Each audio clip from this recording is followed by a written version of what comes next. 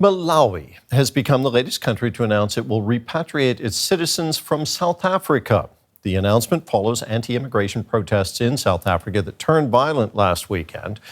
The victims, mostly from Malawi and Mozambique, reported mobs of South African locals burning houses and attacking foreigners in the coastal town of Mossel Bay. Mozambique has already begun bringing its citizens home. Long after midnight, dozens of Mozambicans arrive at the border with South Africa. They're heading home, but not by choice. Mozambique has now repatriated hundreds of citizens from South Africa after a spike in attacks against foreign workers.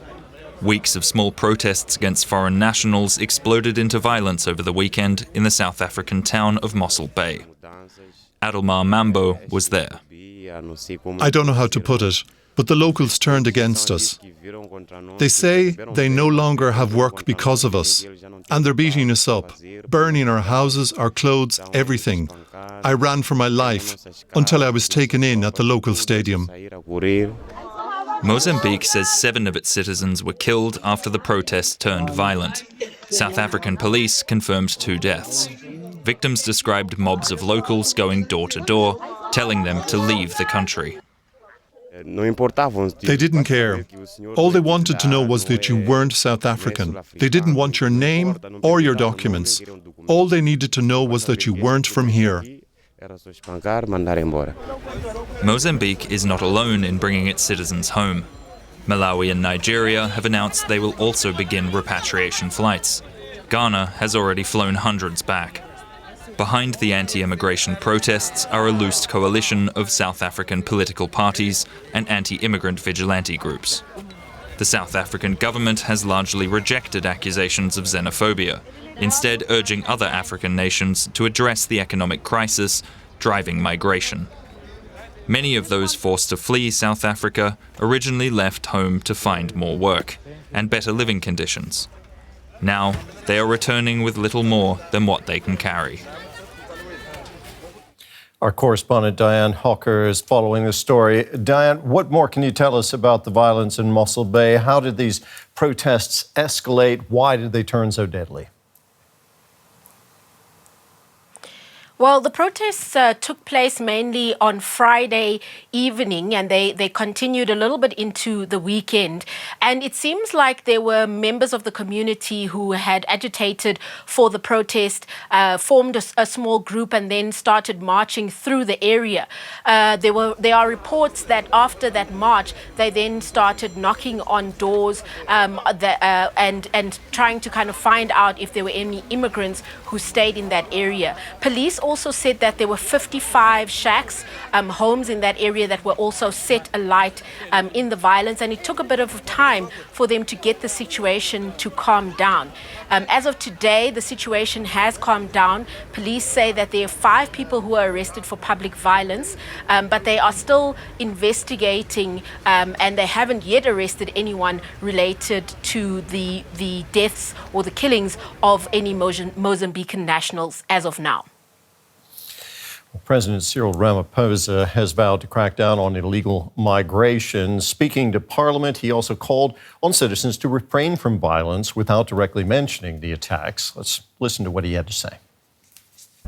Every person in South Africa, whether they are citizens or foreign nationals, must respect our laws. They must also respect the rights of every person in our country, and our laws must be upheld.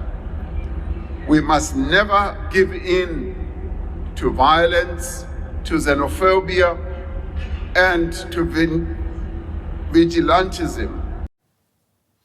So, Dianne, how is President Ramaphosa's message being received there?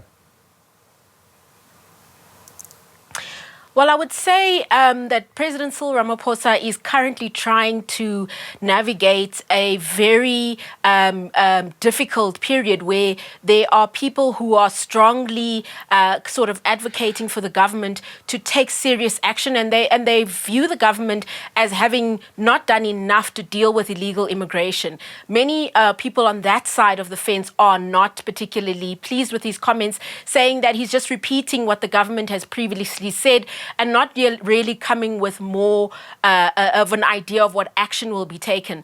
On the flip side, he is trying to navigate dealing with human rights and also with the rule of law. And we've seen, there is a concern that has been raised by some civil society groups that the government hasn't been stern enough, as well as African leaders have also complained that the government hasn't taken a strong enough stance. And in that speech yesterday, he really was trying to hit notes on both sides. And I would say that the response hasn't been loud applause from either side, because I think the message is trying to do a lot, and not everyone is really happy with what he's saying. I understand that police briefed the press there today. What do they say about their response to the violence, Dianne? Are they facing criticism for how they handled it? Well, the police, today we saw the National Police leadership head to Mossel Bay, which is actually quite a small, coastal town. So not a usual event to see National Police leadership descending on the small coastal town. The police have really been trying to say what they will be doing going forward to prevent further action like this. They mentioned, for example, putting public order police in hotspots that they will identify, areas across the country which they see as places where violence could flare up. They've also tried to reiterate that they are doing something about the illegal immigration concerns. They gave some statistics, for example, saying that since January of 2026, they've arrested more than 34,000 people in relation to immigration violations, and also mentioned that in the previous financial year, they arrested more than 76,000 people in relation to illegal immigration. So the police really trying to show that they are doing quite a lot, but also sending a message to those involved in these protests, saying that they won't tolerate any lawlessness, and saying that they are currently in the process of investigating and looking for agitators who might have incited any kind of violent action, saying that the rule of law needs to persist, and while people have the right to protest, that right should also be balanced with the rights to life and the rights to safety of other people within the borders of the country. Now, for viewers who may not have followed this story closely, what has triggered this atmosphere in South Africa? What's driving these anti-immigrant protests? Well, there's a complex political and economic environment that sort of underlies the current situation that we're dealing with.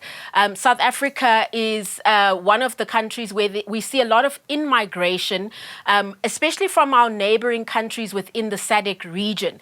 Statistics South Africa points out that for 85% of immigrants coming to South Africa originate from the other SADC countries like Zimbabwe, Mozambique, Lesotho, Botswana, Namibia. So those all around us, many of them are looking for economic opportunities in South Africa.